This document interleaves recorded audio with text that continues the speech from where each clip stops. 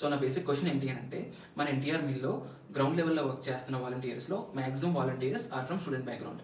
So నాకు మన Vizag team volunteers దగ్గర నుండి వచ్చిన బేసిక్ ఇష్యూ అంతా కూడా ఏంటి అంటే they are feeling difficulties while they are serving.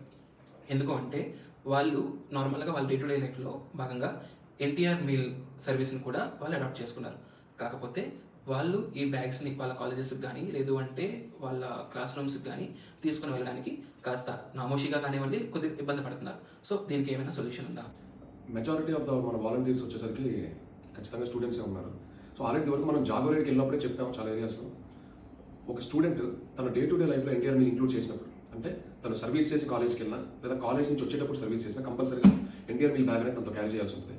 So ఒకవేళ బ్యాగ్లో ఏమీ లేకపోతే బ్యాగ్ని ఎలా డిజైన్ చేసామంటే ఈ షీట్ని కింద నుంచి పైకి ఇలా ఫోల్డ్ చేస్తే ఈ బ్యాగ్ 2 కార్నర్స్ ఫోల్డ్ అయిపోతుంది.